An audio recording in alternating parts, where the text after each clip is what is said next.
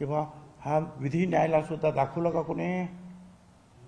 याचं जे आहे जे आहे लिहिलेलं आहे हे शब्द, अहो कायद्यात ज्यावेळेस तुम्ही एक रूपांतर करता किंवा एखाद्या GR मध्ये रूपांतर करता, शब्द तपासले जातात. परत पात्र शब्द ताबडतोब 1 तासामध्ये काढा, 1 तासामध्ये काढून टाकला. ते विचाराल का त्यांना? आहे का फाईलवर असं काही? काय उत्तर कोणी दिलं नाही.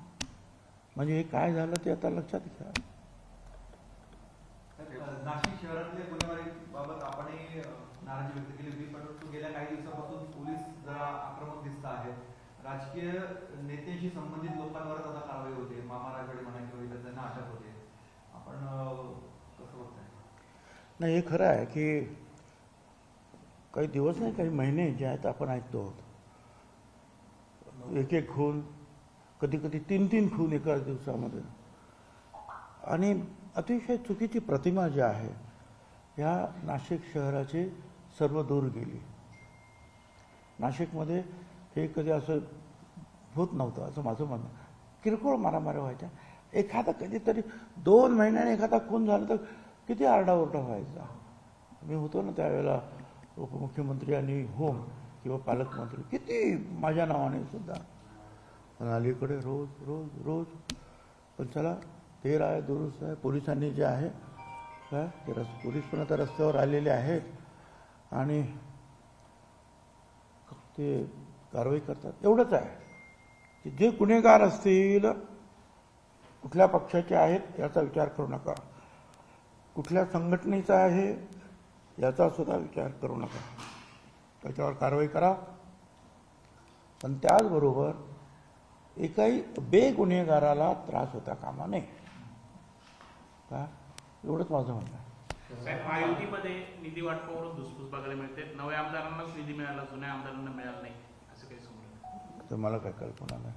आम्हाला सुद्धा अजून मिळालं की नाही काही कल्पना नाही. काय चाललंय ते बघ माझ्या ते ऑफिसला विचारावं लागेल मला. शहराला पालक नाही म्हणून गुन्हेगारी वाढते असं मला काही कल्पना नाही. पालक असो नाही तर मालक असो नाही तर कोणी नसो, पोलिसांनी जर पोलिसी खाक्यात दाखवला तर ही गुन्हेगार नवीन कुठलाही कायदा करण्याची आवश्यकता नाही. पुरेसे कायदे केलेले आहेत. अहो मी ज्यावेळेला होम मिनिस्टर झालो, उपमुख्यमंत्री, त्यावेळेला मुंबईमध्ये गँगवॉर किती शिगेला पोचलं होतं. राकेश रोशन त्याच्यावर गोळ्या झाडण्यात आल्या. खटवा मिलचा मालक त्याचा मरण, अनेक डॉक्टर अमुक तमुक, काळी दिवाळी साजरी करण्यात आले. त्या दुकानदारांनी सगळं लग्न करायला बँगलोर आणि अहमदाबादला वगैरे जायला लागलो, कारण ताबडतोब पैसे मागायचे, खंडणी मागायचे. झालं ना, आम्ही बंदोबस्त केला.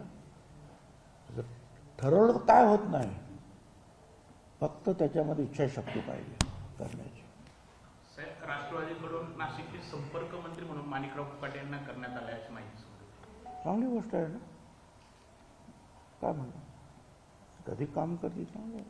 पण एकीकडे पालकमंत्री नाही, तुम्ही सुद्धा वाशे कार्यकर्त्याची देखील इच्छा होती. हे बघ, मला जी काय जिम्मेदारी देतील ती करायची. नाही का माझ्याकडे काम खूप आहे. हो, हे समता परिषदेचं काम आहे, ते आमचे कार्यकर्ते आहेत, त्यांचे प्रश्न सोडवायचे आहेत. नाहीतरी जे आहे आपण आता थोडं म्हणजे बघा सगळं ऑफिस भरलेलं असतं, तिथे राष्ट्रवादीचे पण असतात आणि दुसऱ्या पक्षांचे सुद्धा कार्यकर्ते आणि लोक कामं घेऊन येतात.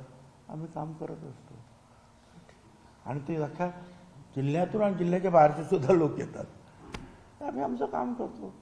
आता तो पक्षाने काय निर्णय घेतला असेल, अध्यक्ष, प्रांताध्यक्ष, राष्ट्रीय अध्यक्ष वगैरे, ते बघतील काय करायचं ते.